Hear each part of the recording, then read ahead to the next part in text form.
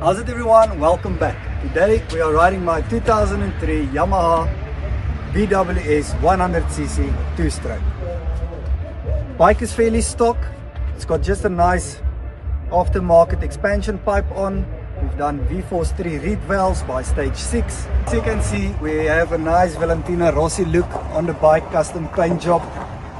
And yeah, some lekker mods, nothing major, fairly stock carb, running a pot filter, upgraded ignition system, some lighter rollers and clutch springs. And that's it. Let's go and ride it.